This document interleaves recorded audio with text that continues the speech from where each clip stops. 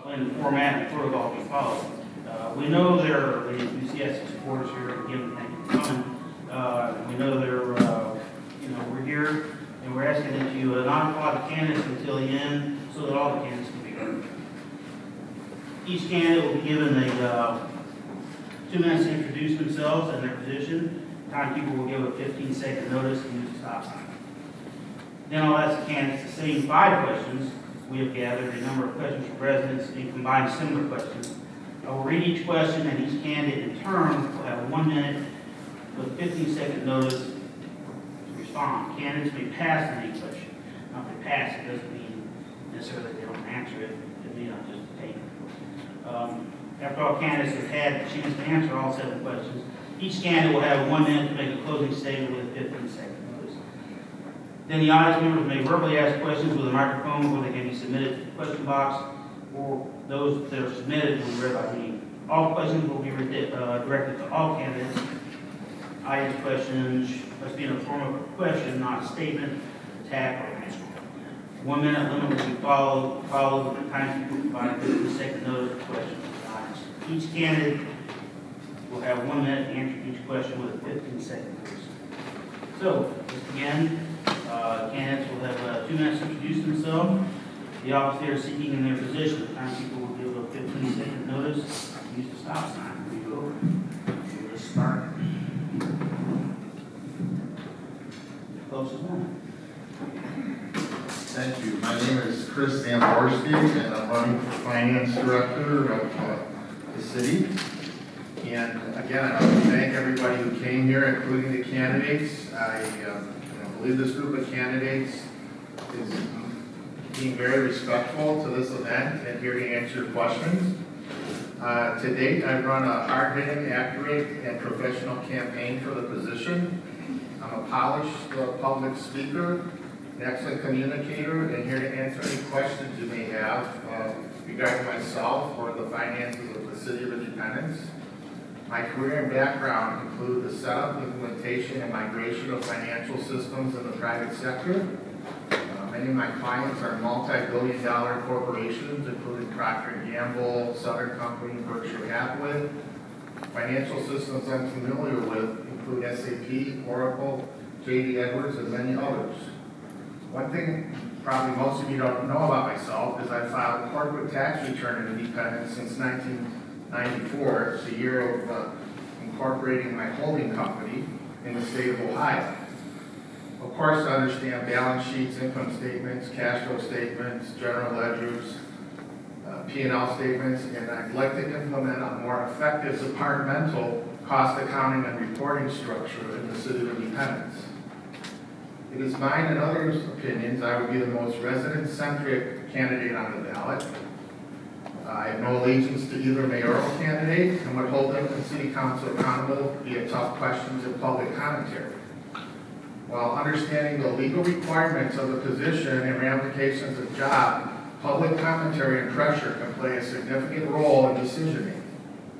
I've recently criticized City Council and the current mayor for a necessary $1.5 million giveaway to Topgolf. The city's spending about $13 million in infrastructure to accommodate access and traffic. That should have been more than enough. That, my friends, is called having some backbone and representing the voters on financial matters.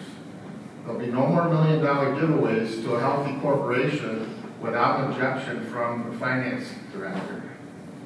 The only candidate that is pressured to move the finance department in City Hall to actually update delinquent public records, financial records, without any political power has been myself via persuasion. Okay. Thank you. Thank you.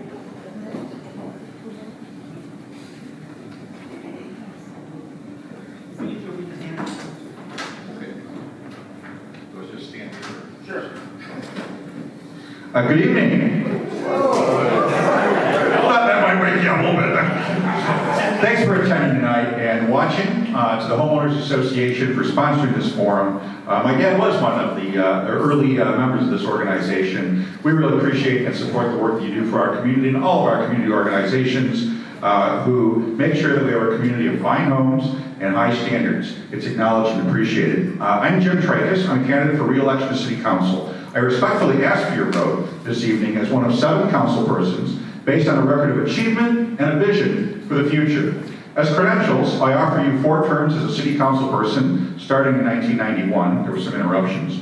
4 terms as a member of the House of Representatives from this area, and a reputation for listening to the views of the citizens and incorporating your ideas into how I vote.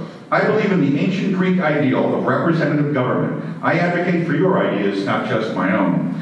We have a truly exceptional community of smart and innovative residents. You deserve a government that is responsive to your needs and desires, stays out of your way when you don't need it, provides amenities that enhance your living experience, supports a strong educational system, recreation and activities that support your lifestyle, a safe environment with police and safety forces that protect you and your family, emergency services that are right there when you need them, job opportunities that provide economic opportunities for all of our residents and young people, and revenue to support these amenities, an environment that is clean and helps you to control erosion and flooding, zoning that keeps high property values and protects the residential nature of our community that has made us so successful. City government that provides direct cash resources and people resources to keep taxes lower.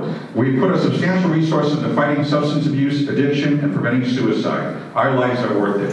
I'm Jim Tracus. I humbly ask for your support to be a member of City Council in the next term.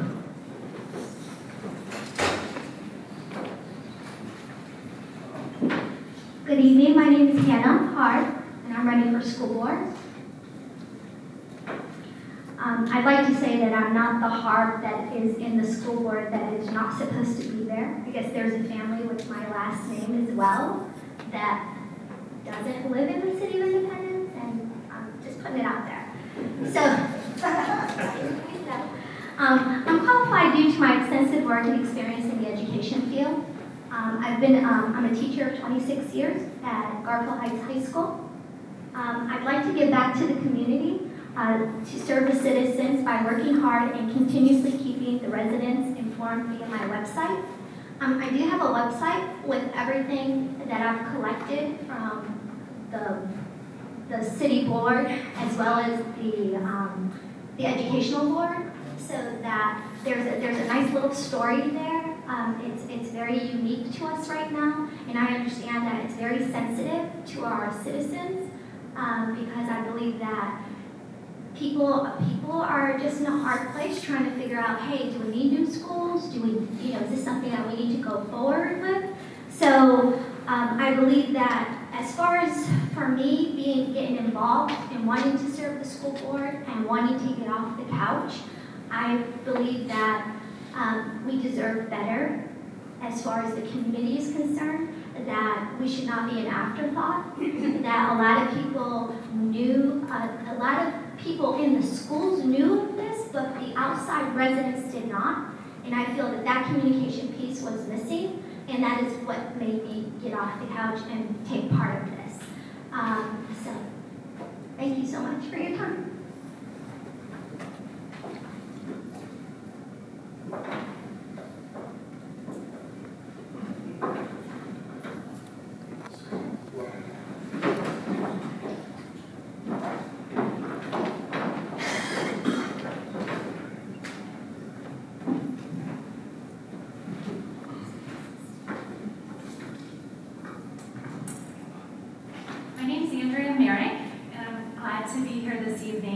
Many of your faces do look familiar, and thank you for coming out this evening. It's with passion for this great community in our schools that I'm running for election for the Independent School Board.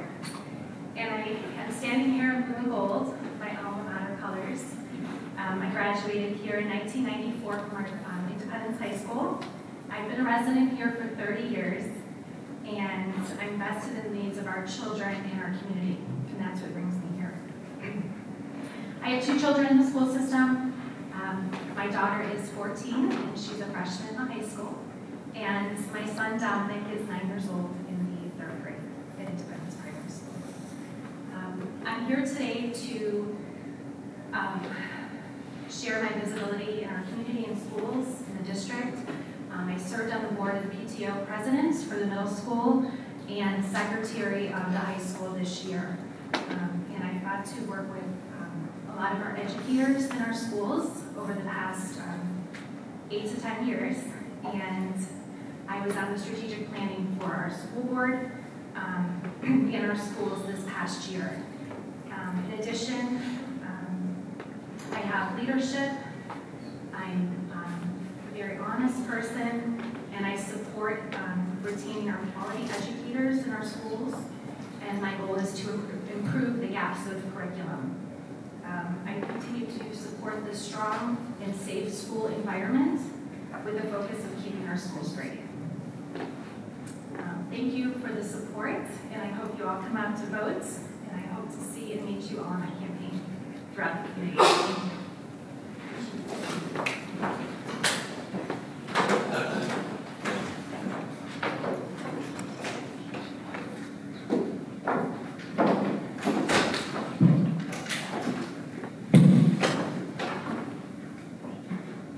Hi, I'm Kurt Blaze, and I'm running for the position of Finance Director this election. I'm running on a single, straightforward campaign platform, that I am the most qualified Finance Director candidate on the ballot this year. That's it. Pretty easy and pretty straightforward. No matter which way you look at it, either governmental accounting finance experience or governmental accounting and finance education and training, of the 3 direct Finance Director candidates on the ballot this year, I have the greatest depth and breadth of governmental accounting and finance experience, education, and training. From serving 7 years as Independence's finance coordinator, where I was involved in every aspect of municipal governance that touched on finances here at Independence, which included economic development, human resources, and the ultimate policy document, the budget, to gaining additional experience in another governmental accounting and finance office where I prepared and filed the annual tax budget, where I prepared and filed the annual certificate of estimated resources, where I prepared and filed the 5-year forecast twice a year, where I completed the bank versus book reconciliation at the end of each period, where I closed the books out at the end of each period, and I worked with the treasurer to correct outstanding audit issues that him and I had inherited when we took over there, to being the only degreed accountant of the 3 candidates and with an MBA in finance, to being the only candidate of the 3 who is a licensed treasurer in the state of Ohio. The choice is clear as to which candidate has the most governmental accounting and finance experience, education, and training, and is the most prepared for the position. Vern Blaze. Thank you.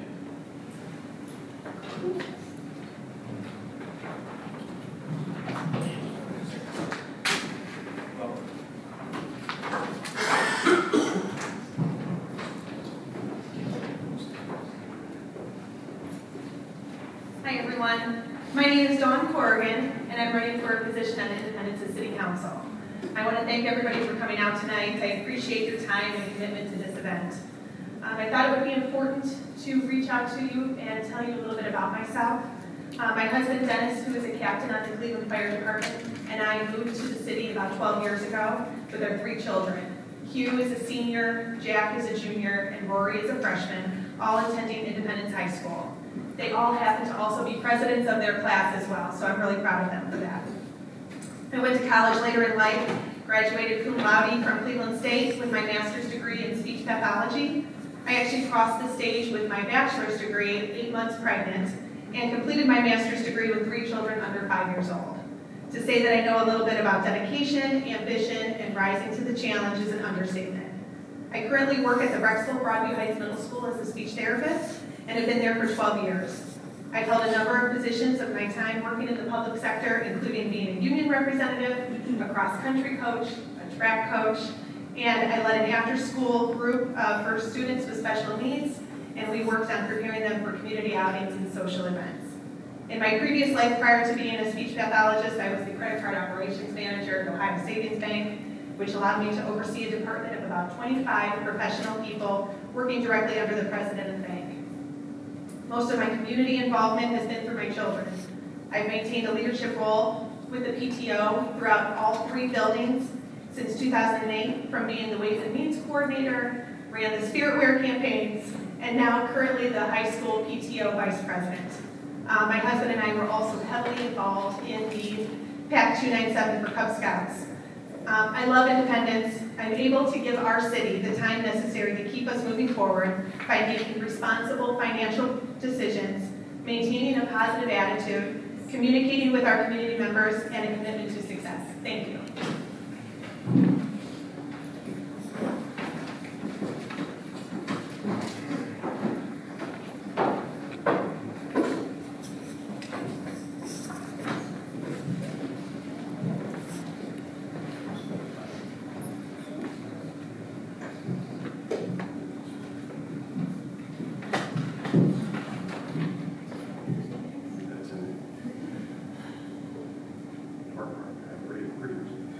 Good evening.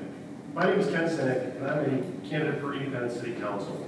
For the past 8 years, it's been my honor to serve as a school board member, and I ask for your support so that I may continue in public service as a city councilman, or to be politically correct, councilperson. I wholeheartedly believe that Independence is a premier place to live, work, and raise a family. We are all very fortunate to live in Independence, a destination community with strong families, great city services, and abundant financial resources. Elected officials must always look out for the best interests of the residents. That is what I have always done as a school board member. That is what I will continue to do as a councilman. As a school board member, I led the effort to safeguard our school district's bank account during last year's Topgolf TIF debate. With the support of many residents, we turned the school's $1.5 million revenue loss into a $600,000 gain. The city school revenue sharing plan embodied in the Topgolf TIF is hopefully just the first step in sharing our community's abundant resources. With your support, I will make the One Independence Plan a reality. In case you haven't already heard, the One Independence Plan is a powerful and innovative city school revenue sharing plan that will provide at least $13 million for school facility improvements at zero tax increase to the residents. I'm proud to have served as a board member for a long list of local organizations, including the Independence Stadium Foundation and Cuyahoga Valley Native Sons, Native Daughters. By day, I'm a partner of the local CPA firm, Diane Sinek & Associates, which employs 13 people and has its world headquarters right here on Rockside Road in Independence. As a CPA and a lifelong resident, I will take office on day one, already having a deep understanding of our city and school's finances. Personally, my wonderful wife of 23 years, Laura, is here, and she's been our proud parents of 4 IHS graduates, Dave, Greg, Jill, and Brian.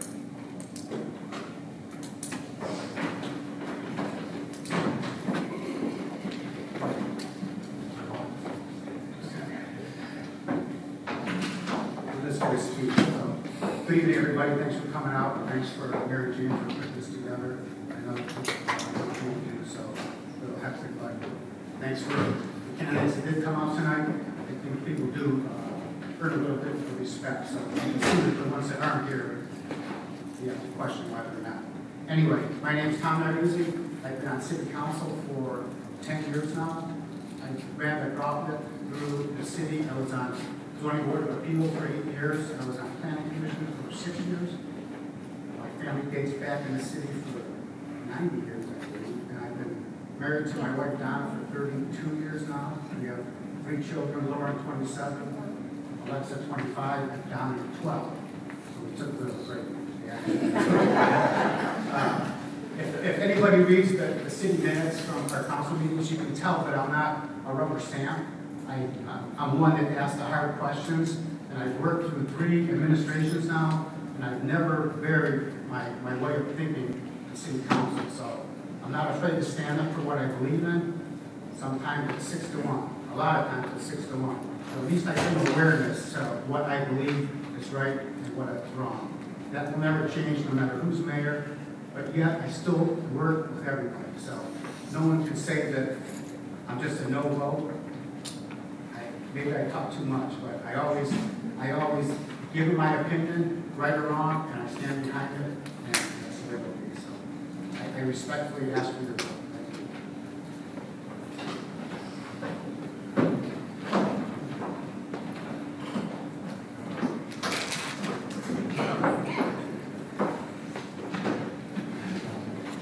Hello, my name is Kyle Kaiser. I'm been a resident for 8 years, and I currently study political science with an accelerated Juris Doctorate for my major at the University of Akron. Obviously, I'm a lot younger than most of these people. I'm 19 years old, but just to get into it, 2 reasons why I ran for city council. One, when I was younger, I was in Boy Scouts, and one of the things that they pounded into us so hard was that you must leave the place better than when you got there. And I think, I firmly believe as a resident, I have to leave Independence better than when I got here 8 years ago. And the best way to do that, I believe, is through city council. I've been to just about every city council meeting for the last year, except for 2. One, I was sick and none of the incumbents would want to be there. And the second one, I was overseas. I went to see my a relative's grave was killed in World War II. The second reason I believe we need change. Like I said, I've been to just about every city council meeting for the last year. I just think that a lot of our incumbents have been there for a long time. And while I do very much appreciate their service and they do a great job, we need to revitalize our downtown area.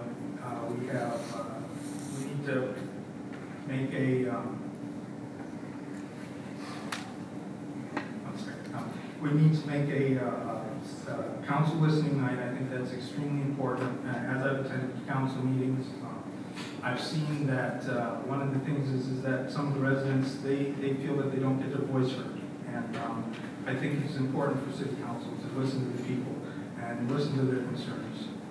And thank you again. My name is Kyle Kaiser, and I respectfully ask for your vote, and hopefully I will earn your vote this November. Thank you.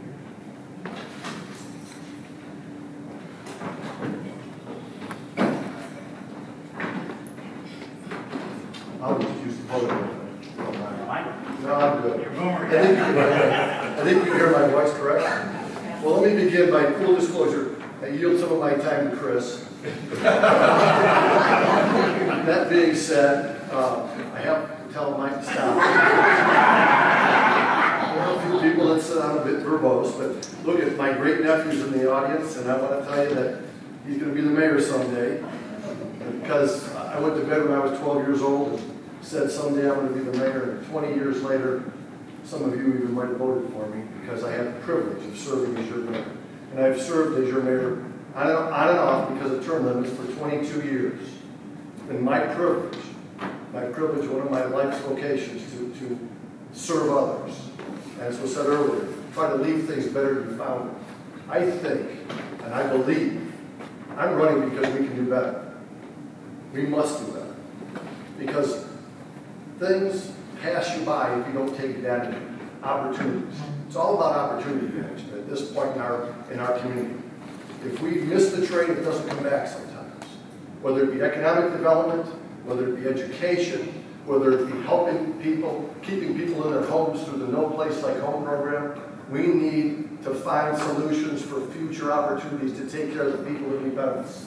We don't want them to leave our city. I'm tired of people I've grown up with. I'm tired of people that have raised their families to have to leave our city to go someplace else. It's not good. It's not good for our business. It's not good for the city of Independence and the future of Independence. And so I think we can do better. I believe we can do better. I believe with Gregory Kurtz as your mayor, we will do better. Thank you.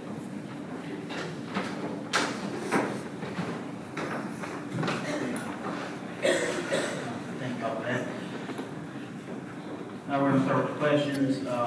Each candidate will have 1 minute to answer this question. We'll get the 15-second stop sign.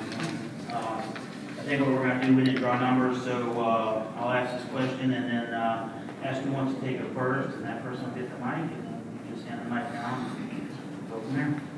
So the first question is, City of Independence borrows millions of dollars every year by allowing the finance director to handle the process on their own without scrutiny from City Council. Borrowing is also not subject to the usual competitive bidding or public involvement. Yes or no, do you support the current process But would you support a reform of that process, including using competitive bidding, and what would that reform be? Who would like to take it first?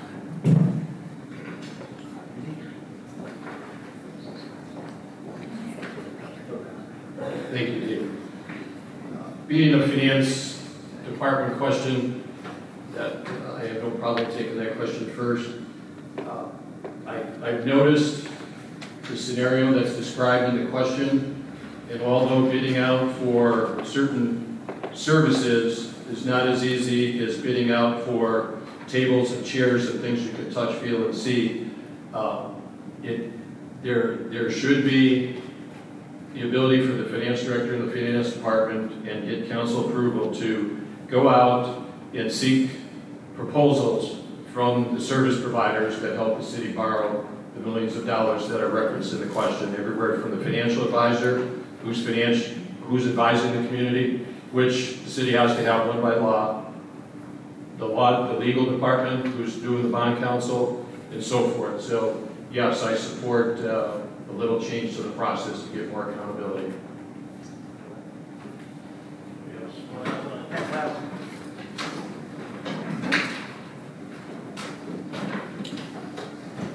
I would tend to agree with Mr. Blaze. However, I would ask him, if you'd like to rebuttal, did you have this opinion when you were the finance coordinator with the city of Independence? If you look back at the history of how we tend to do business in the community, people get locked in all types of vendor relationships. And I don't think that's good. If you look at the history of the finance department, we haven't had a term limit on the position ever that I know of. The same person ran it for 20 years and created some issues that we're currently dealing with today. And that would be the end of my answer. So you just support change? I don't really need the mic, but if people read the minutes, like I said before, I was the only council person to vote against our current way we do business now. And the fact that our person that we buy our bonds from, or sells our bonds, is also the person who tells us at what interest rate and to who we're going to sell the bond. So I think that the process we have now is totally wrong. So I'm totally against, or I'm totally for to revamping our system the way it is now. Well, thank you for the question. I do support reform in this area. We have to be measured and understand how these processes work, but I'm always for more competitive bidding. And that's really important for the communities. I think you get the best bang for your buck. And, it's important to build relationships with vendors. It's also important to hold vendors accountable. And I think along these lines, when it comes to borrowing, we need to get the best advice that we can. And I think by having a robust system of achieving that type of advice, we can have the best opportunity available to the taxpayers and get the most bang for our buck. I'd like to add that when the process is happening, there needs to be a cap with the order change. So it's one thing for people to bid and you open it up to bidding, and more than likely you're going to take the lowest bid, but you also need to have a cap for how much they can change. Because if you allow them to bid $5 million, yet it costs $10 million to do, you've given this company an opportunity to do it at $5 million, but yet they're going to come in and whatever. I mean, I don't understand, but I do know that there's order change, and I just don't know what that would look like on city council for a cap. So I'm interested in change, but I'm also interested in limitations as to when somebody comes in to bid, it has to be real. It's got to be concrete. Anyone else want to tackle that one? One of the candidates asked for a rebuttal because he corrected a comment made. Chris, yes, when I was finance coordinator, we did go out and seek proposals for the bond council, and the finance director got his proposal from the current bond council, and we received one from the current law director in the law department, TAP, and TAP had better pricing, and they had a very comprehensive bond legal department. So we switched it over to TAP, and the finance department wasn't happy with that, but we did it because it was the right move for the city. Anyone else like to tackle it?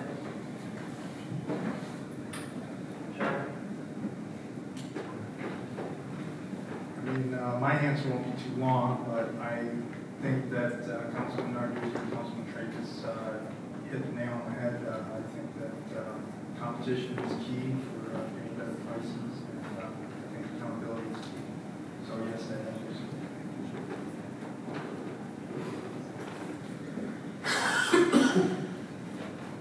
Okay, next question. This is wrong. You support or oppose efforts to bring attached townhouses, condominiums, or apartments to Independence, and why do you support or oppose these efforts? Who wants to start? I'll start. Okay. I'm opposed to apartments. I've been opposed, and I'll stand on my record of 22 years of being opposed. Anyone else? So I'm opposed to apartments, condos, but I am in favor of an alternative housing, a maintenance-free living. People can tell me all the time, there's no such thing as maintenance-free living. What I call maintenance-free living is a smaller house on a smaller lot that a company or somebody manicures the lawn, washes your windows, shovels your driveway, does everything that a senior citizen or a empty nester that has money don't want to do. I'm not afraid of putting a smaller home to smaller lots in a vicinity of a cost of around $250,000 to $300,000. I worry more about the house on Pleasant Valley that I bought for $55,000. I worry more about the houses on Chestnut that sell for $120,000. Those are what we should be worried about, not gang houses that are beautiful and that people will be in for a long, long time at a cost of $250,000 to $300,000.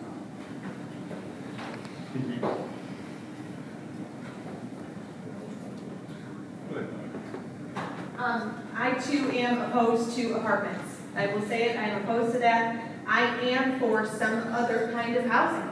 I think it's important for our community to have something for other people to have that, if it's a 55 and over community, if it's a, where they do your snow plowing and your maintenance. I feel like that's very important in our community without the apartments. So I am opposed to that. So my position on the apartments or the housing, and that was just, that was issue 41 that the citizens totally rejected. It was 3-1 reject. We had the opportunity to create small homes, and it didn't go through because no one was transparent as to what they wanted to put on these lots. No one had the right money. You talk about 250,000, 300,000, but no one wanted to put it on paper. No one wanted to put anything where people can make an intelligent decision on what to bring into the community. So as far as we had the opportunity and it didn't happen. So we keep revisiting the same thing over and over again. But the people have spoken 6 times that they don't want multifamilies. 6 times it's gone to the voting, and voting have said no. The votes have said, or the people have said no, and yet council still wants to pursue something. So the question is, who are you listening? Who do you listen to? Because the people said no. And the other thing that I want to talk about. Be continued. I like Independence the way it is, and I like the way Mayor Kurtz phrased it, having programs that help people stay in their homes. My mom lives with my wife and I, and it's not easy taking care of a senior citizen, but we love it, and it's a labor of love, and it's joyful. But having opportunities to have programs that help people stay in their homes, having opportunities to help. I've got several pieces of legislation that are pending that could help people with financial resources to help them in their homes, to repair their homes, to help them pay for prescriptions, things like that. I think that's important for our community. But I think, we do have housing options. We've got small houses, we've got large houses. My house is worth about $200,000. We're in the, not so fancy area of town. But there's a lot of different housing options. General Wagner, when we were on council together, said something elegant. He says, there's over 200 houses for sale in Independence. People are buying them. So I think that's really, really critical to understand. And as it relates to new opportunities, I think, you have very limited opportunities in terms of where we might be able to put things. So we should be thinking about how we can build up the people that are here and not always have to attract new people.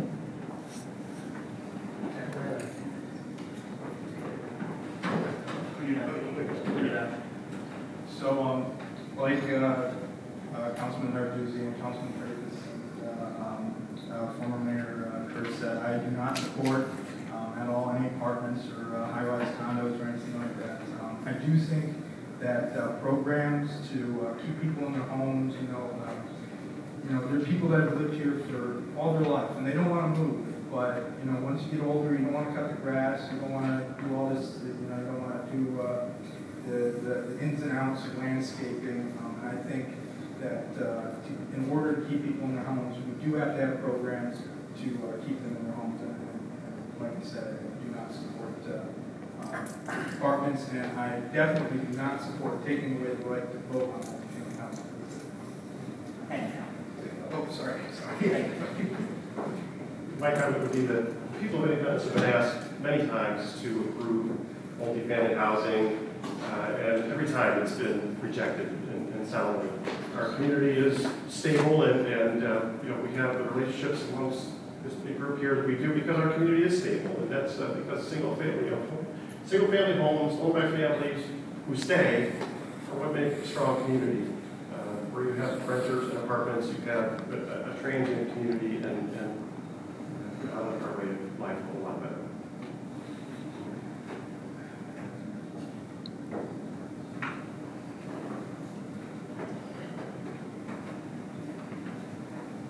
Okay, next question now. What is your position on creating a performance standard for police officers that includes forcing them to write a certain number of traffic tickets each month? Please state whether you support or oppose the performance standard. Why? Who wants to tackle this one first?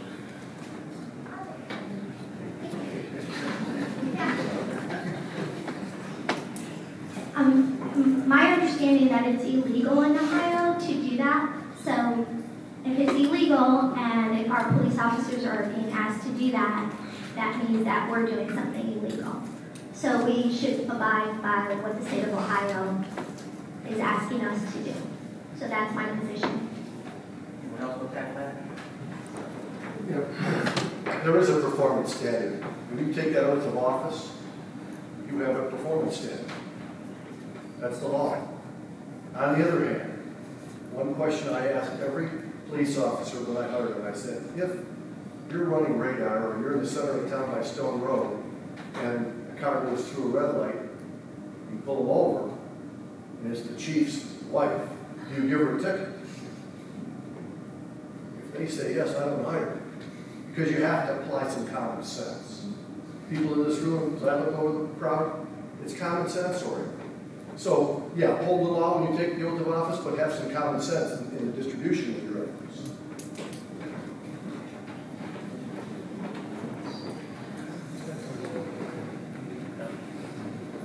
I definitely do not support that. One of the things that I love what Mayor Kurtz said about how they do have standard, and that's their oath. And the other thing is I had an opportunity a few years ago to shadow a lot of the departments in the independent municipal government, and one of them I was able to get a ride along with a police officer. And one of the things that I do notice, and I have friends that are police officers and sheriffs, deputies, and positions like that. And when you forcefully put a police officer on a job, say, well, you have to get this many tickets this month, you're taking them away from things that they could be doing that could be helped. If somebody, God forbid something happened in our schools and there's a police officer halfway across town because they're sitting there trying to do traffic stops because they haven't got their quota, that could be one police officer that could have gotten here 2 or 3 minutes faster. Or maybe there's a fight that breaks out at some restaurant or something like that, or well, I got my time, but I think you understand what I'm trying to say. Anyone else want to try that?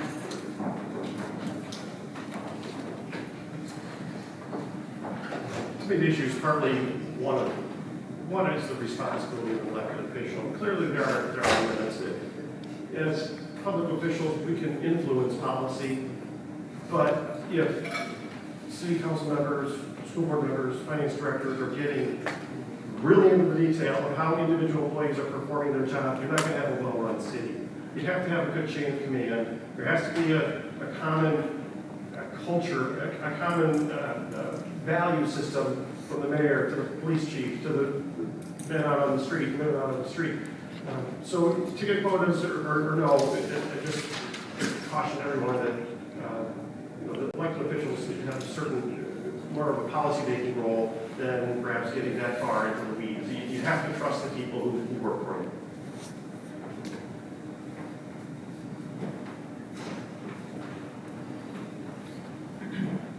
Next question. If the Board of Education's levy passes, the land lab and Board of Education office properties could come up for sale for residential development.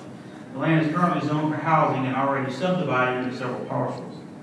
Do you support or oppose a permanent change of zoning to prevent this land from being developed for housing by having permanent conservation zoning for all property adjacent to the land lab and the adjacent Cuyahoga Valley National Park? Please elaborate on your position and what you would do if in office to protect this important asset for future generations. Who wants to start with that?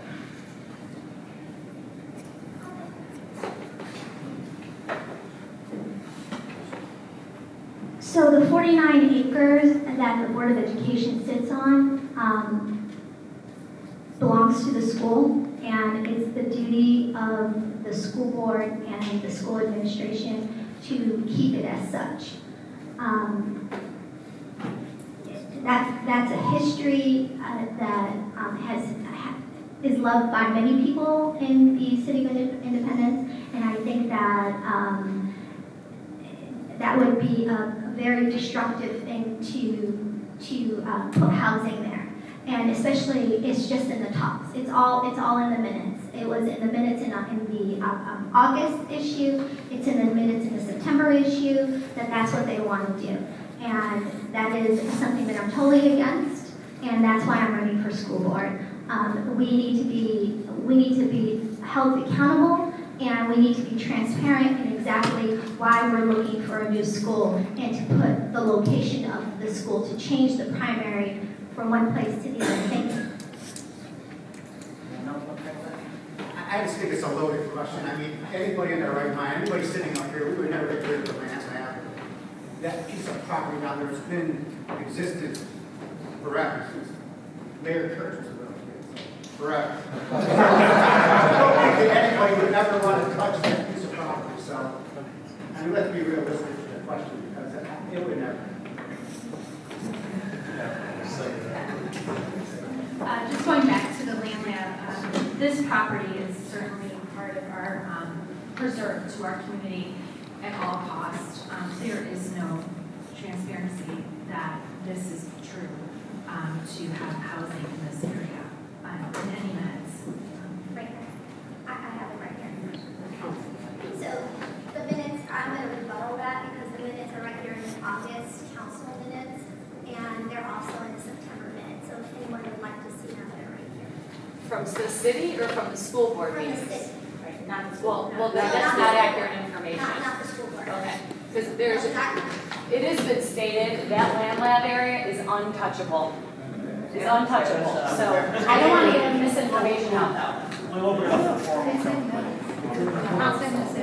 The city doesn't have that decision, it's a school board's property. Yes, excuse me, we'll open it up So, one thing I noticed, nobody actually answered the question. His question was whether or not they support rezoning it, I believe is what the question was. Look, I believe that, if we have to, if we want to protect it, we want to do that, we should rezone it. Because guess what? Just because we're not going to do it, or somebody here is not going to do it, what's to say in the next 10 years, the next 15 years? We're not all going to be here in 10 years, 20 years, 30 years. So, yes, I would support it. Because look, if we're talking about this so heavily, we're defending it so heavily, why wouldn't we do that? Then I don't know if anybody else actually. I think you're saying rezone it so it's not touchable. Yes. Tell me if I'm wrong, but I think it's untouchable now. And I may be wrong. Well, the fact of the matter is, you're all right, there's a little gray area. It would have to be rezoned if the school board decides to do something with it. If they don't do anything with it, then it's a moot point. Right, thank So you. I think as long as they own that property, it's owned by the people, whether it's the city of Independence or the school board, it's the public's. So you for sure would have an opportunity to weigh in on the issue. But does anybody know, that's the original Nike site, since I'm one of the older guys up here. That was originally a Nike site to protect this country from nuclear war attacks. And once they abandoned the property, the government, the schools took it over. I would support moving the Board of Education leadership team to the campus. I think long-term that's the best place for the school board and the superintendent.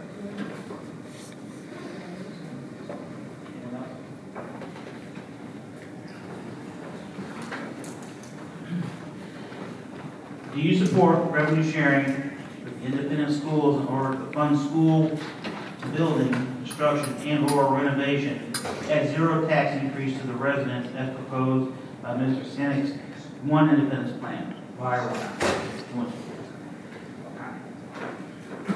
I've been told I'm a little loud, so I'm going to try to keep this tone a little. I support Ken's plan and any out-of-the-box thinking that can help with funding for our schools long-term. The city's on a totally different revenue trajectory than the schools are.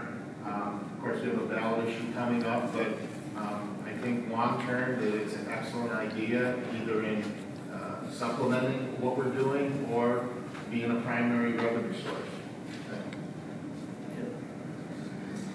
Thank you, and thank you, Ken, for the idea. I support the concept. I'd like to see the details, how it's put together. You do have to work with the Board of Education and the city government, and you might have to every year do this, so there might be some issue with respect to how bonds are issued on that. But we're all looking at the public. I look at this as the public. We're all trying to support the public here. And if we could keep tax lower for the citizens of Independence, I'm all for it. I think it's a very innovative idea, and I really like the concept a lot. There's a lot more that we need to explore, but we should explore it. I'm gonna, third it? I'm gonna second it, third it. I totally agree with what Mr. Triggs and Chris had to say about that.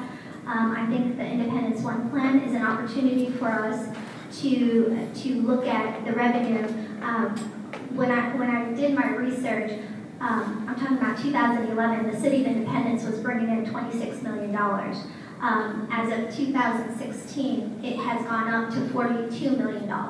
So it has increased tremendously with its tax revenue coming in. So our city keeps growing, but our schools, the only funds that they get is through the residents and through, of course, the buildings, the actual buildings, the business buildings. But the schools don't have any other way of getting money except through a levy. And so this is a great opportunity where with the Topgolf coming in, more tax revenue is coming in. We keep growing. Our revenue keeps coming in. It's growing and growing. And as Ken said, all we're asking is to share. So that's all we're doing. It belongs to the people of Independence and basically share. So thank you, Ken, for putting that together. I just want to say one thing about Topgolf. Do you think that is going to be the deal breaker for Independence and that it's bringing in all this money? Take a look at what we spent. We're spending close to $17 million for Topgolf. So if you want to share what it costs us to put that improvement in, I'd love to have you on board. But if you think that we have all this extra money coming in now to give to the schools, and I'm just talking about Topgolf. No, I'm not talking about Topgolf. I'm talking about your $42 million that's coming in, plus your Topgolf, which is supposed to bring in $5 million, and I'm not sure exactly how much of that is. $5 million? Yeah, it's right here. Yeah, so more like $250,000 a year. In taxes, And but top that up to pay off coming $17 in. million. And it's gonna be a long time before the school sees a penny of money coming in from Topgolf. Well, I'm just saying as a whole, you have a big budget. Who wants to tackle that?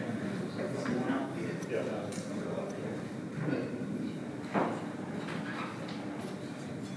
The charter states that the finance director's #1 role is to advise council and the mayor. And upon January 1st, if elected, I would do just that. And either way, if council is the policy-setting body of the municipality, they pass legislation, mayor signs the ordinances and resolutions. finance director advises. If council adopts legislation and the mayor signs it, the finance department will make it happen to share revenue with the city, with the school district. But if council decides not to do that, the city can certainly use that extra $700,000 a year to pay off the $32 million that's currently outstanding in indebtedness and to help pay for the $10 to $12 million a year in capital purchases and infrastructure projects a year.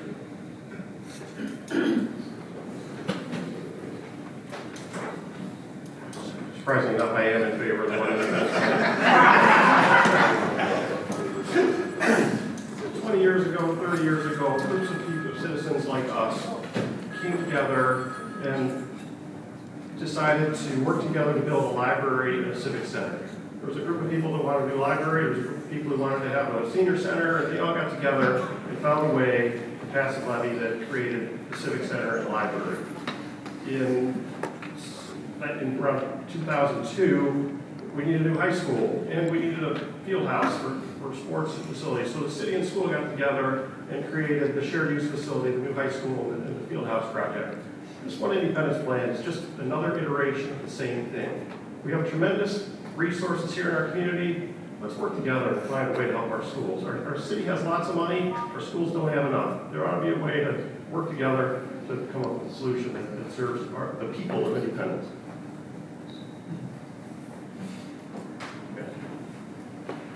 I just want to say that I appreciate thinking outside the box. I also appreciate my checkbook possibly not paying for a levy that is going to be on the ballot. But I also am trying to understand the concept because I hear different things from different community members about it. I'm watching the videos, I'm reading, I'm understanding as much as I can, and I want there to be a different way to fund our school. I think it's wonderful to think that there is a different way outside of the box. The state of Ohio says the way that we fund our schools is through our tax levies, and thinking of a different way, I think it's a wonderful idea. So I'm open to the suggestions and the information and seeing if it's possible.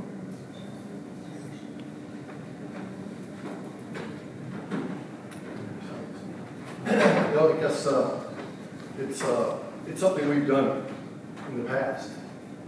In 1999, when the schools were looking for an addition to the primary school, I guess I was Ken Civic before Ken Civic because we gave $2 million to the schools for the addition on the primary school.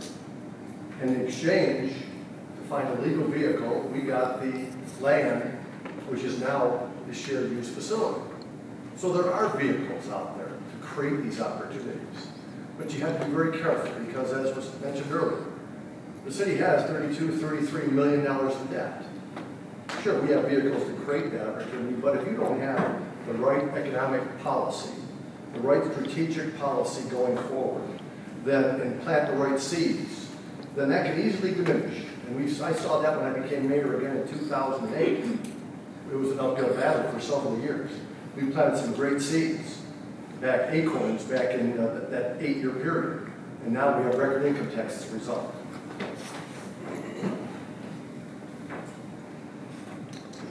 Next question. Do you believe the school district should be made whole and not lose any revenue in current or future TIF projects? Why or why not? Let's tackle that. Do you believe the school district should be made whole and not lose any revenue in current or future TIF projects? Why or why not?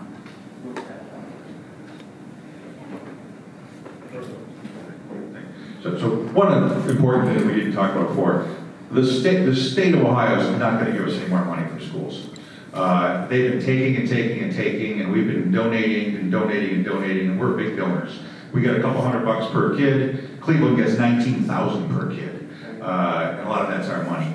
To answer the question, I think we really have to make sure that as a community we are working together on this. And when you say whole, you could give the schools what they would have gotten on the value of a property right now, which isn't what we're talking about. So we're talking about the valuation of a property that is improved. And yes, the answer is yes, we should give the schools maximum support, and I believe that the tax sharing really makes a lot of sense for all the people in our community. And more importantly, we have to make sure that we have a tax increment financing and regimen that is stable and we can afford, and that's a consideration as well.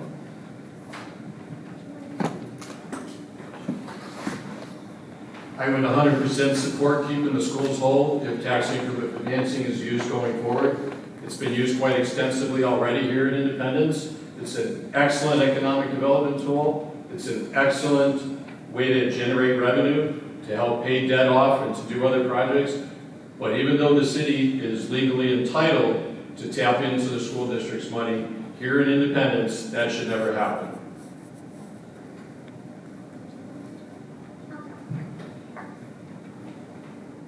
So I totally agree. I feel that, I believe that our schools have no other way of getting any income except through tax increase. And so to ask the schools to give up their future taxes and then 8 months later come back and put something on the levy asking for $32 million is just not acceptable. So yes, I would totally support leaving the TIF money alone and keeping the schools alone because they need all the support, all the help, all the taxes they can get because nobody else is going to give it to them. I'd just like to add one comment to this, and that's Christian Borski would not support any TIF that reduces quality of life of a current resident or reduces their property. And I would go head to head with any council that would want to move on that issue. We have this going on today, okay? The people living north of Brexville Road, they have very few options right now. In fact, they have no options. Their property value will be declining due to the commercialization of what's going on there, and we have TIF districts that are cannibalizing these people. And I just think it's wrong. And when you call people out publicly on that, they tend to change their mind. So getting back to our main question was, I forgot what the main question was. If we leave the schools whole, I can How does honestly they say, revenue confirm future TIFs? that once again, I was the only council person that would support the schools in a vote against it. So Ken Sinek and I actually fought side by side so the schools would stay whole. And unfortunately for the city, it cost us about $600,000 to do that. And it was a long, uphill, ugly battle in public with the school board and with council, which should have never happened, but it did. But I did not give ground. Ken and I stood our ground, and we ended up for a win for the school system and kind of so much of a loss for the city. But all in all, it was a win-win situation. I would say that the top 12 TIFs set that as the default precedent. The schools will always be kept whole on TIFs. But I think also brought out the need for closer cooperation between the city and the school district. I would never say never to a question like that. What if Sherwin-Williams says they want to come and move their headquarters and bring 3,000 employees to the northwest quadrant, which my office looks right out on that, all those nice trees that are out there, and I can see all those trees disappear, my view be destroyed. But at the same token, if Sherwin-Williams is going to bring their 3,000 high-paid employees to Independence, we should move heaven and earth to get them here. If that means the schools have to give some to get that, that's good for our community. But those sorts of discussions have to happen in collaboration, cooperation, not sort of in the dark of night and quietly, and let's not let anybody know what's going on. Actually, if we could bring Sherwin-Williams, I agree. Because that's a vision. That's a huge vision, a huge opportunity. But in terms of the TIF, I never once under the Kurtz administration, previous Kurtz administration, did we subject the schools to any diminishing of dollars. But there is one other way. There is one other way to raise revenue for the schools. It's called increasing the tax duplicate. When I first became mayor, the tax duplicate was $170 million. When I finished, it was almost $500 million. It's still almost $500 million. And so we never needed an operating levy for the schools during my first tenure in office. So there is another way to create opportunity for the school's revenue, and that is increase the duplicate. Now, that's not always easy, but you need a very strong, robust, and visionary strategy, and economic development strategy. I don't understand how is that. Can you explain what that means? Yeah, that means that every time we build a new building, for example, in the city, and it's a $30 million building, and it comes on the books for 1/3 of that, that increases the amount of money because the schools are the primary beneficiary of the tax duplicate. And so the city only gets 2 mils of that. So the point is that every time we create new opportunities, we bring new big buildings and new economic development, long-term economic development I'm talking about, it increases the duplicate, which in therefore increases the amount of revenue the schools would get. Now, in all fairness, the duplicate's been flat. And so they haven't seen that trajectory that we saw in the 80s and 90s. And so, but there is the opportunity. And like Ken said, if we bring in Sherman-Williams, the tax duplicate would definitely increase. So when you start talking about increasing the value of this community to exponentially, that translates into more tax dollars for these schools. We haven't had that. Okay, final question. The school levy before voters does not feature any architectural rendering of the 2 proposed buildings and the demolition of the middle school. Yes or no, do you support showing the public what the intentions of the board are before the voters vote on this issue? Please support the position. Let me read that again. Okay. School levy before the voters does not feature any architectural renderings of the 2 proposed buildings and the demolition of the middle school. Yes or no, do you support showing the public what the intentions of the board are before the voters vote on this issue? And please support your position. I'm not understanding your question. Are you saying the rendering that they gave? Like, what is your question?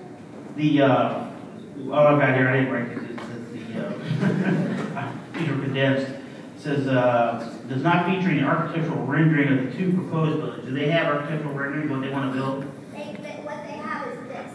Let me see if I can work it. I can do this because my house is out there. Okay. So this is the one thing that we have seen from the school board.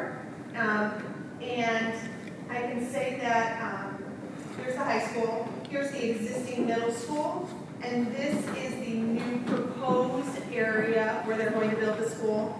If you look at it this way, the school is not going to be a big white brick building, but this, it's out there. This information is out there. So I guess the question is kind of invalid because there is some information out there Where was about it? where they're going to build it. Where was that?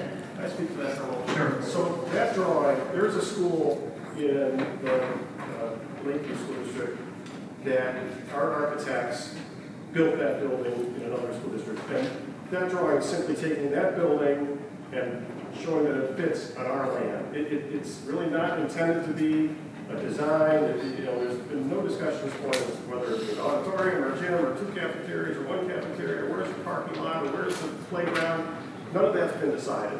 This is just a rough rendering to give people a rough idea of the physical location of where that building might be constructed. Okay, so I guess the question is, that's all we have, then, not really anything. All right. That was lastly this question. So at this point, we're going to give the candidates a chance to make a closing statement. You'll get a minute. Make that closing statement, and then we're going to open it up to the audience. Who wants to go first? No, we'll start with that.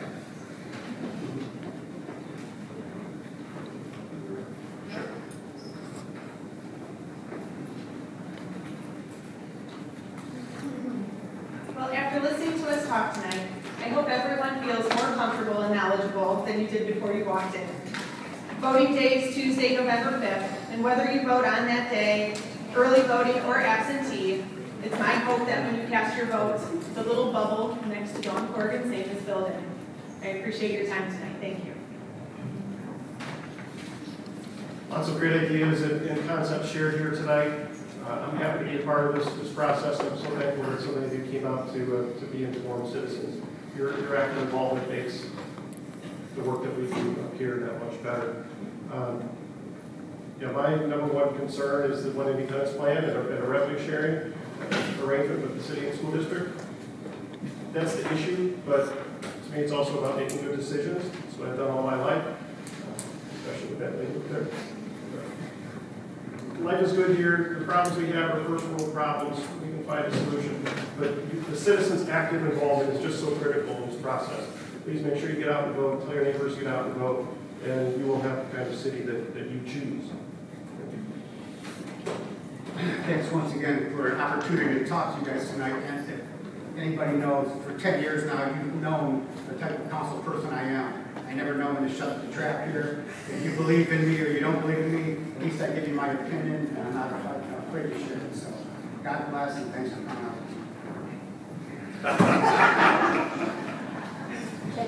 I would like to thank all the candidates that came, and I would like to thank the association for holding this event. From my understanding, there hasn't been one in 10 years or something like that, which is a little bit saddening. Another thing that's saddening is not all the candidates for elected office. I think that is really telling as to where they stand and how they stand. I think an elected official or a candidate for elected office should always go to one of these events. I would like to thank you guys again, and we heard a lot of great ideas, and go out and vote. Please vote. Voting is important. I helped register 200 people to vote last week, and you can register people to vote. October 7th is the registry. And so thank you very much. Thank you for having me. I don't think I need that. First of all, I want to thank my wife Lynn, because when I was invited here, the first time I was invited, we had plans, another engagement this evening, and I want to thank her for the sacrifice to change the plan, so thank you. Because I'm here, and we are here, because this is important. This is important for you're going to define the future leadership, the type of leadership you want for your community. There's a clear difference in our types of leadership. And I'm going to ask you to look at my record. I'm going to ask you to look at my vision. And I see a number of you in the audience that I've had my differences over the years. But I'm here. I'm here because this is important. It's an important time in our city. It's an important opportunity. It's all about opportunity management, ladies and gentlemen. And if we take advantage of it, we will continue to be a premier community. If we miss some of these opportunities, then we'll be a nice city. I think we have to be a great city. And as my colleague to the South, Mayor Ruby, said, it never hurts to vote for Kurtz. Thank you.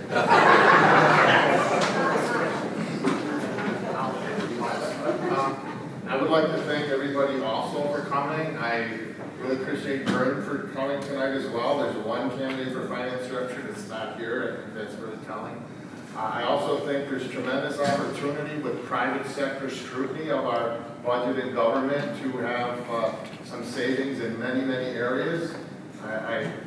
We call asking the previous finance director to provide certain information he wasn't willing to do, and it's just a new day in independence to look at how we spend our money and be more productive in that area. Thank you.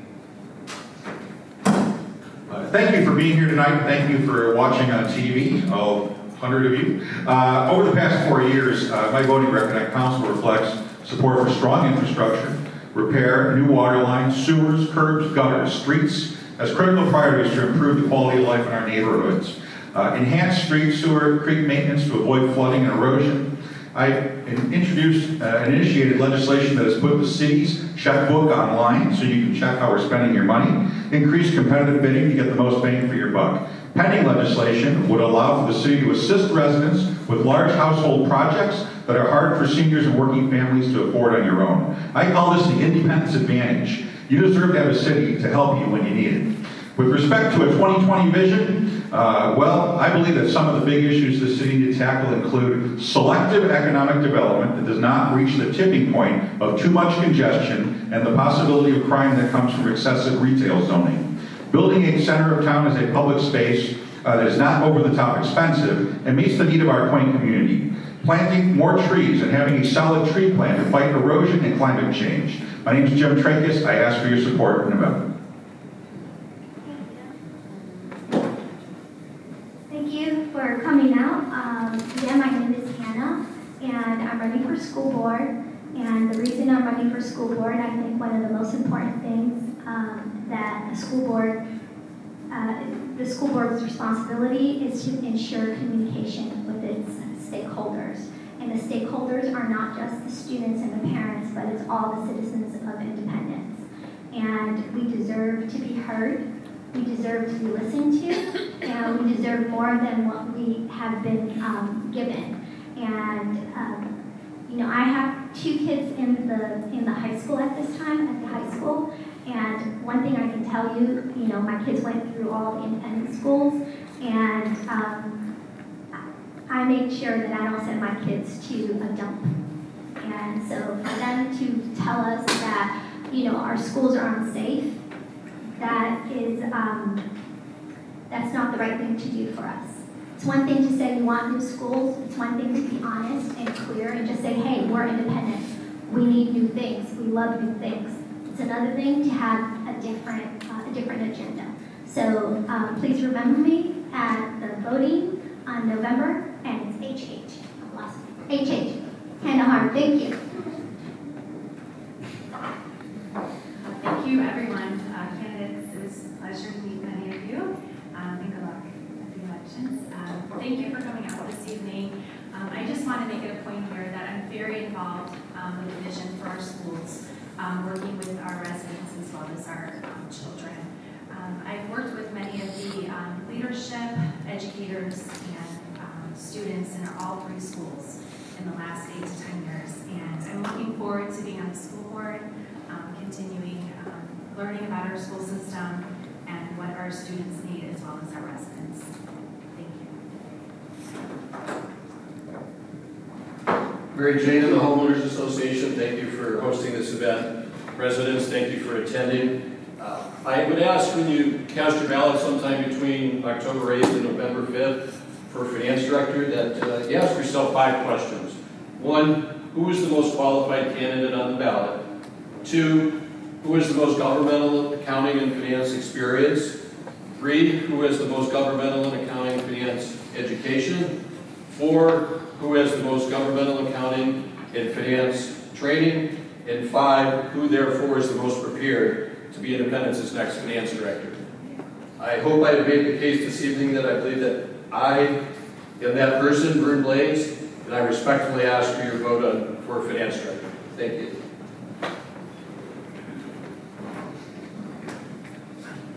Okay, we're going to open up the floor for questions. We have some ground rules. Raise your hand, I'll bring the mic to you. You got 1 minute to ask a question. Your question will be directed to all candidates, not a specific person. It's got to be in the form of a question, no statements, no personal attacks. So you'll have a minute to ask a question. The candidates will have a minute to answer it if they want to, if they want to answer it, and let's get started. So.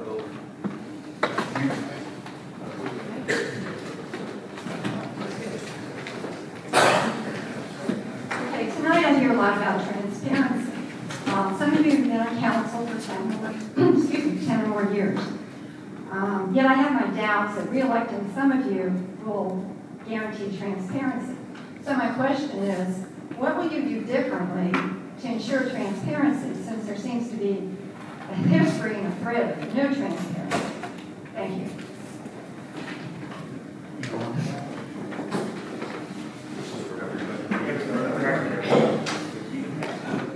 I'm not sure who may or may not have been paying attention the last few months, but I've pushed and demanded transparency in the financial reports of the city has neglected to post on their website for the last several years.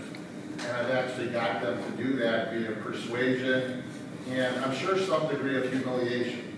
So you're not going to have that issue with me pertaining to any degree of financial disclosure. That will be my most important priority. Thank you, and thank you for the question and for being here tonight. I hope that over the course of the past 4 years, you've seen I try to operate in a transparent view. We have committee hearings. Dr. Asaph and I are on the Utilities Committee. We invite residents in and Councilman Gawerka, we invite residents in all the time to make sure that we hear their concerns. And so that obviously I'd like to see continue. That's part of what we do. But I use my Facebook account and my Twitter feed to promote city meetings. I try to do everything I can to listen to the public, and I like some of the ideas I heard tonight about trying to increase that quite a bit. Some of the communities live stream their council meetings or archive them. We're about to have a website that may have some of that capability, if that's something that the public would want. I always believe it's important to hear what the public has to say and open to your views as to how we can be more transparent. I helped sponsor the Ohio checkbook, as I said. You can see how we spend every one of your dollars.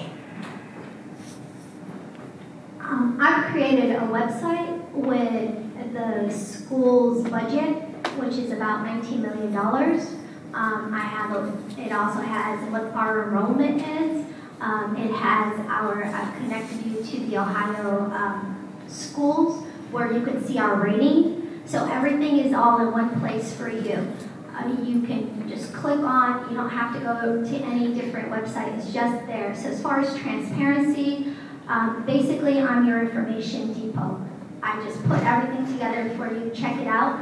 Out there I have a postcard with the actual website. You can go and filter through it, take a look at it and see. You'll be very well informed and you'll see a story developing with everything that is involved through the school and the city and how they're working together. Thank you. Thank you so much. I don't know where the question of transparency is coming from, but this council we have now, I mean, I think we are the most transparent that we've been in a while. And if anybody looks at me and says that I'm not transparent, I'm the one who asks those hard questions to get the backdoor talks or whatever out on the floor. So as far as I'm concerned, I believe that I am very transparent. Regarding transparency in the finance department, it's one thing to post a link to the city's comprehensive annual financial report, the CAFR. It's a multi-hundred-page document that is very long, very complicated. It's one thing to post links to the city's financial reports on a monthly basis. Those are very long, complicated documents. I think one thing that I have a track record of success as during my 7 years as Independence Finance Coordinator was boiling down a few hundred-page CAFR or a 100-page end-of-the-month finance report into a single document in language that non-accountants, non-finance people, non-numbers people can understand and look at it, read it, and say, that makes sense. That's what you'll get with me. Yes, for transparency for the Board of Education, we do have meetings that you are welcome. The public is welcome to participate in and come to those meetings during every month. The Board of Education also has on their independent school website, you can actually log into our meeting and read those minutes. And if you do have any questions, you can certainly address it to our board members at any time. Their email and phone numbers are accessible.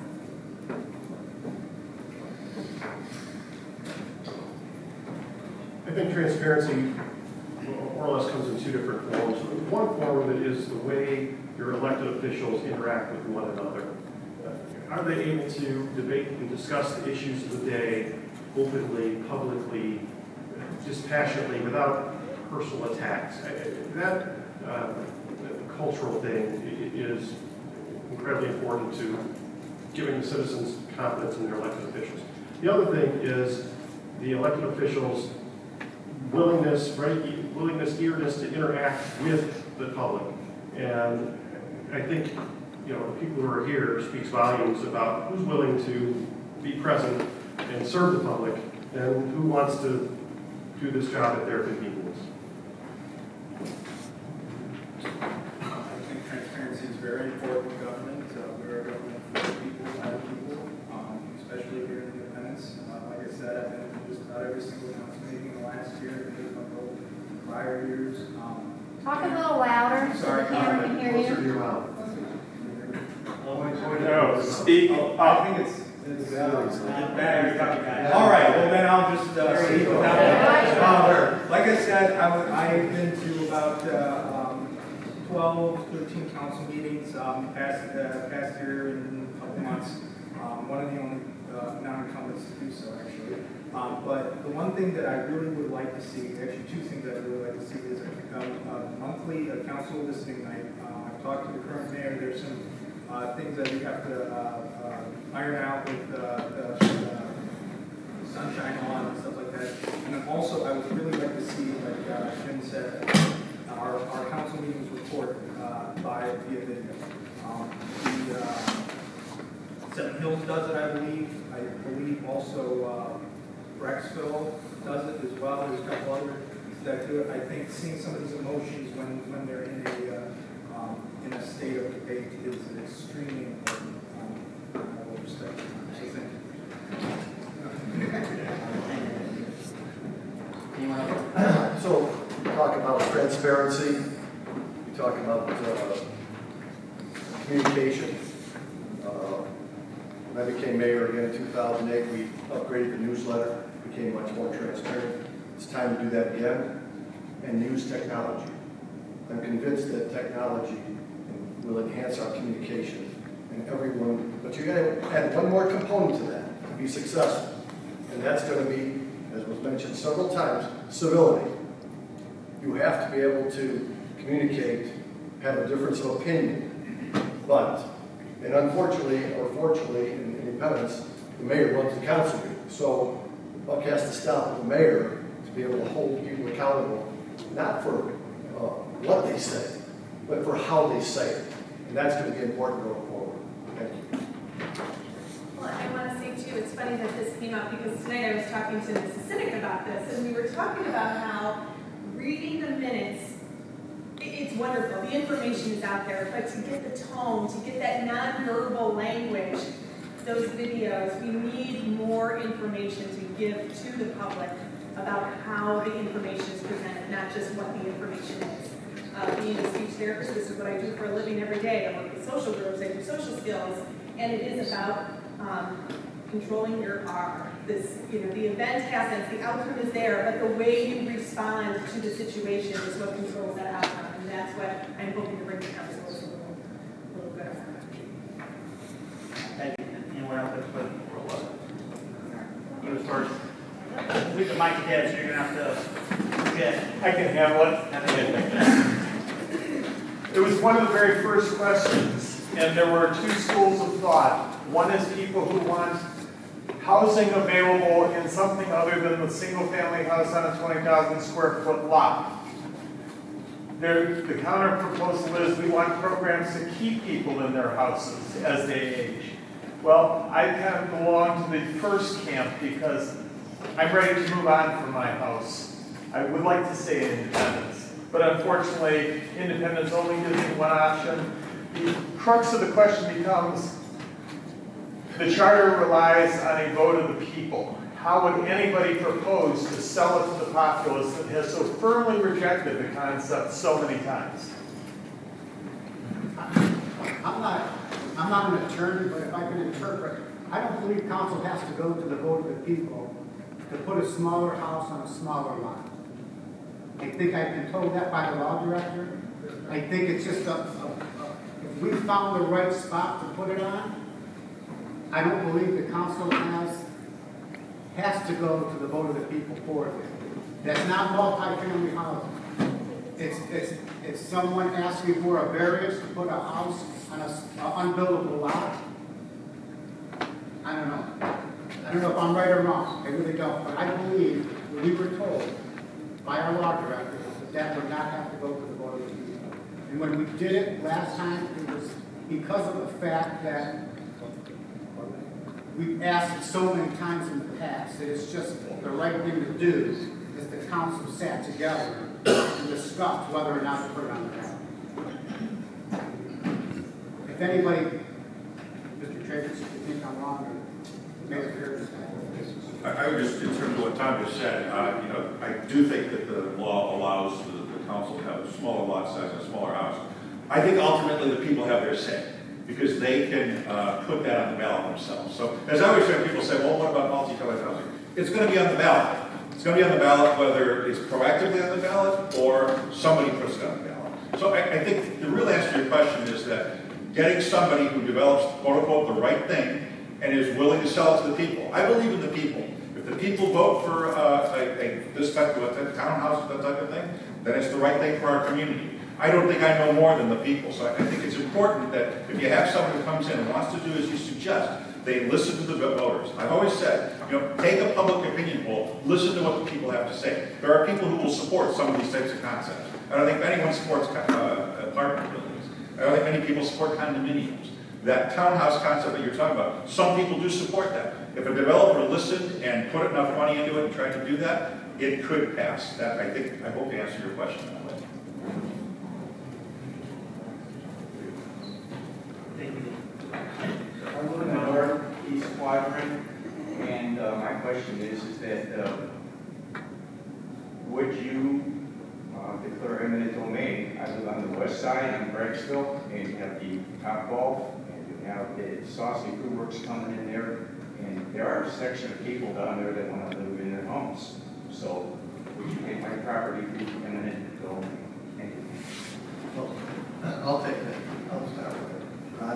I would not use eminent domain to displace a resident.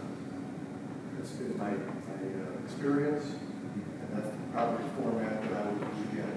I would not use eminent domain to displace a resident unless there was some safety issue or something catastrophic. No. Ron, I think we know where I stand. I know.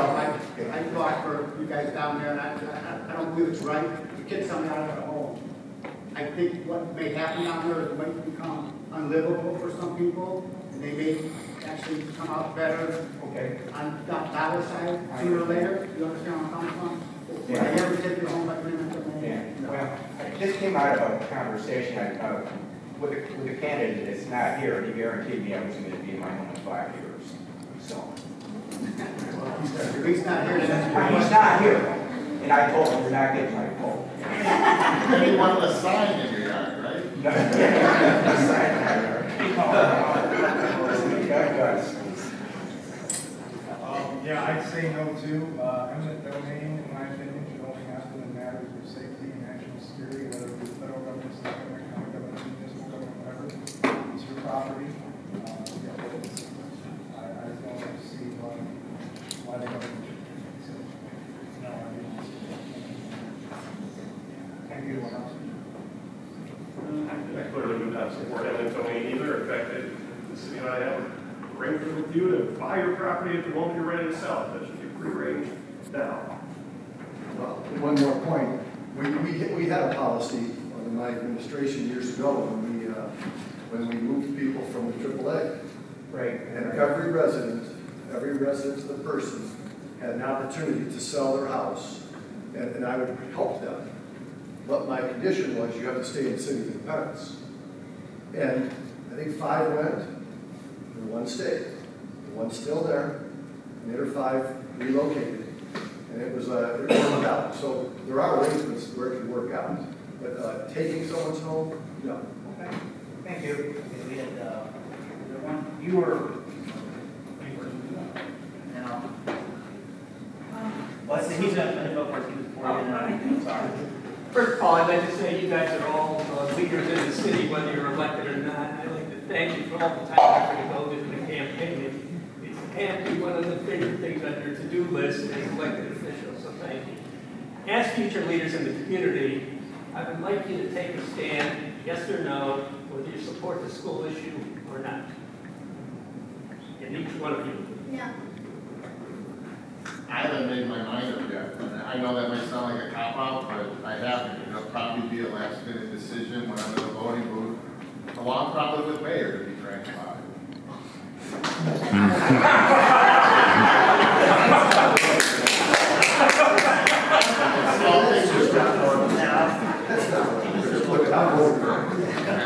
At the same time, I've shared my campaigning, I've shared with the school leadership different issues that the people are coming to me with.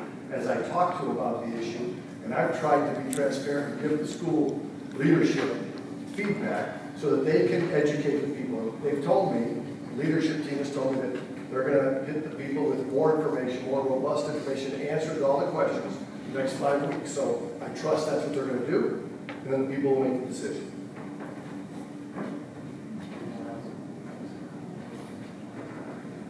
I'm not as of right now, Bob, I have to say no, I don't support it. I have not seen any plans. All I've seen is a building.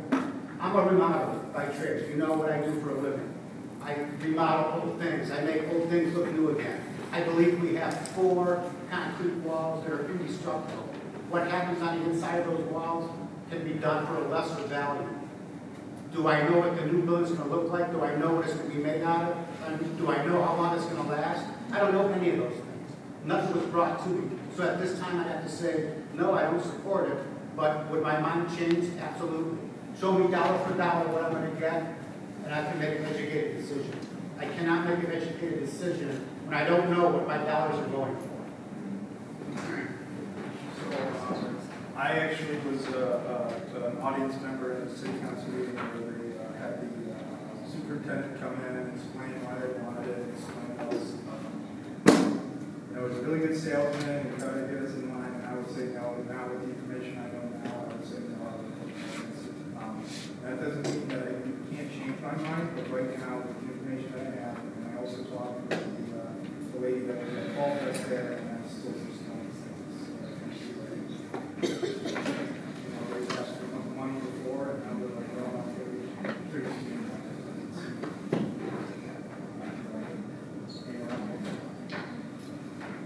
As a school board member for 8 years, I have pretty intimate knowledge of our buildings, the primary school, middle school. They are clearly at the end of their useful life.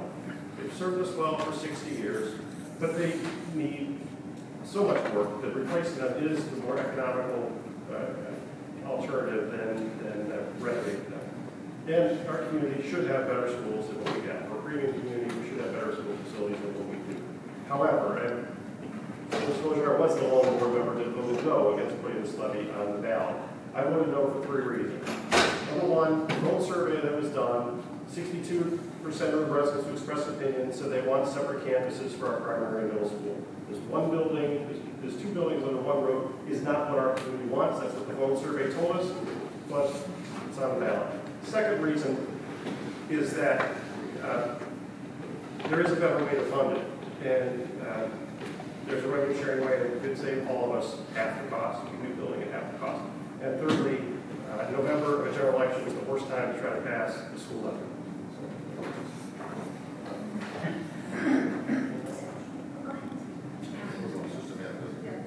I have to be honest, I was a no. I did sit through listening to the superintendent, and he started to persuade me. And we have now set up a meeting. We're having a small group of us get together with Tom Dryling tomorrow night and have some more of our questions answered.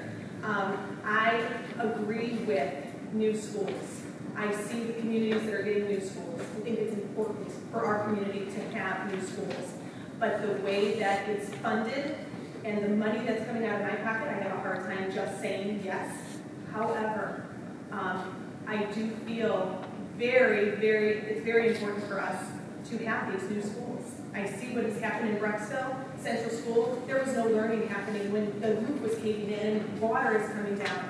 It is important, but I need my questions answered. And tomorrow night, I might change my tune after I talk to Mr. Darling. So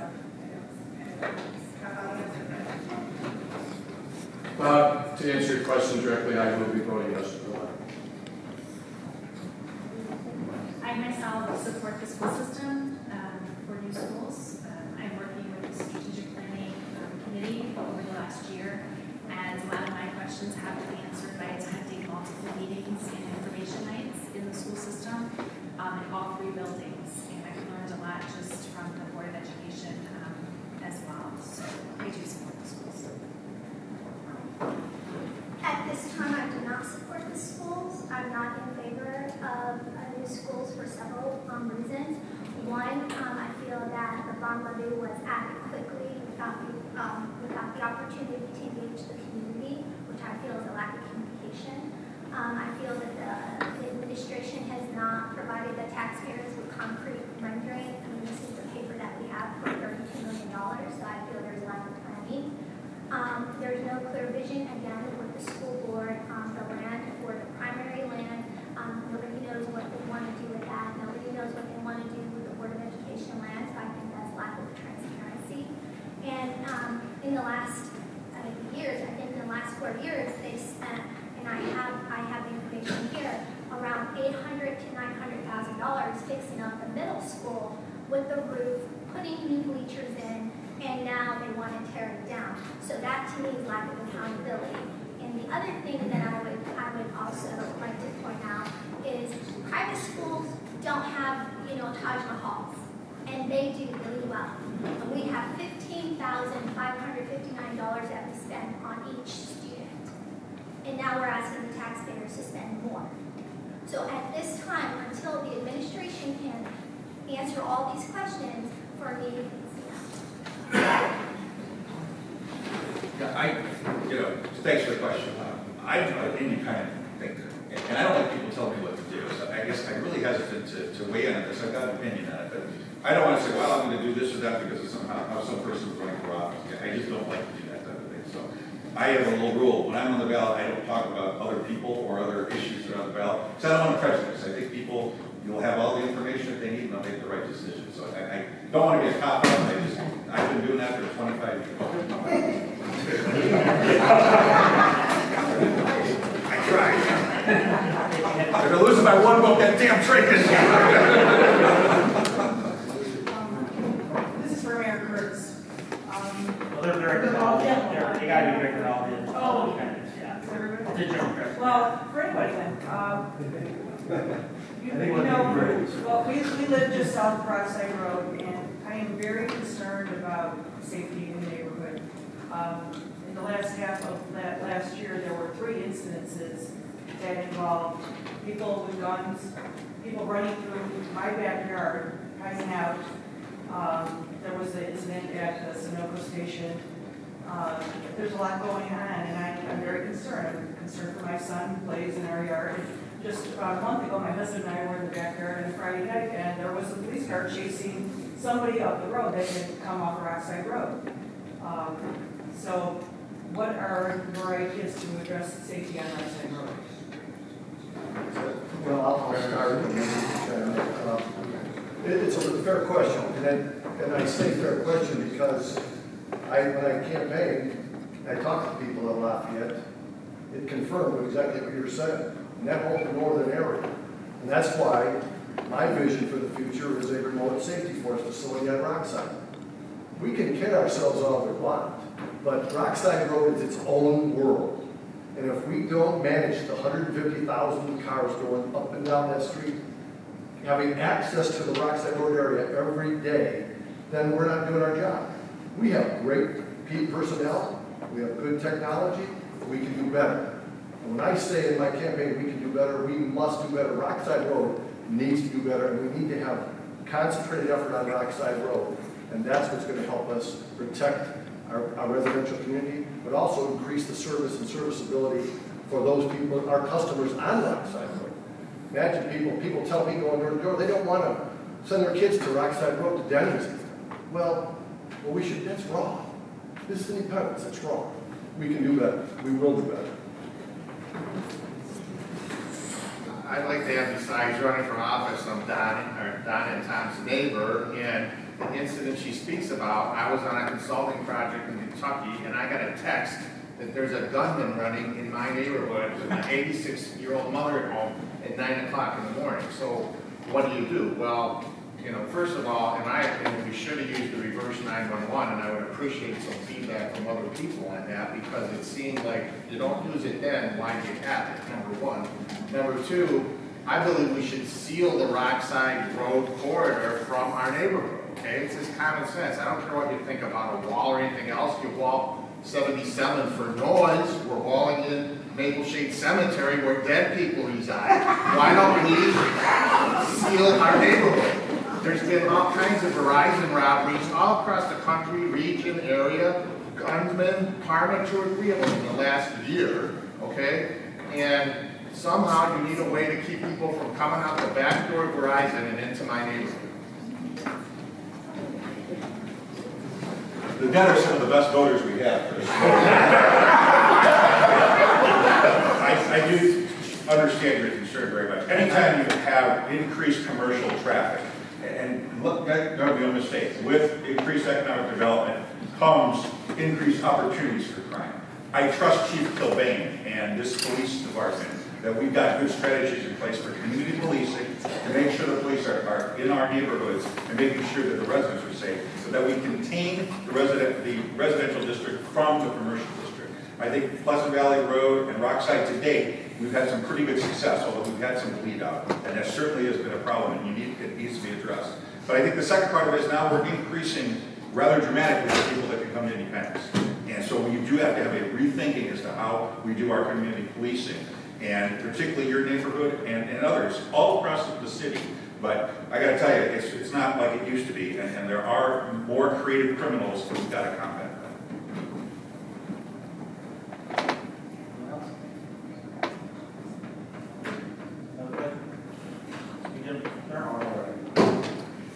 Now, I've been to all three schools recently, and I understand the need for doing something about the primary school books. They're 60 years old, a lot of the equipment, and everything. You know, I think that the problem that everyone has is that our property taxes went up. Mine went up 20% after the flood in the state. Some people's went up 40%. Right? We have a lot of senior citizens. Excuse me, what's your question? Okay. Okay. My question is this: how are you going to convince the voters that this, you know, that this is something that's needed, not wanted? You're referring to the condition of the schools? What? Are you referring to the school levy or? Yeah, it's 11. Yeah, I think, you know, as I said, at this time, I don't support it. I think, as Ken said, that we live in Independence, we have nice police departments, we have a nice fire station, we have a nice rec, and ultimately, we would like to see nicer schools, and I think it's just going to take time. It's going to take time for the residents to talk about it, to converse. It shouldn't happen like, you know, last week. It needs time for people to digest. Hey, this is something that we need to look at. This is a conversation we need to have. This is where we'd like to see ourselves so that we can carry us to the next 100 years. And I think that that's what it needs. It needs time. And as far as just like we invest in our young children, I think it's also valuable for us to invest in our older population. And we can look at, and I'm going to speak for the council, but we need to provide services for them. We can talk about, you know, we do snow shovel for them, we can rake leaves for them. That is something that we can also provide, because that's also taking care of our people. We take care of our young ones, $20 million a year to take care of 1,000 students. We can take care of our older people. We need to just put it on the table. That was something.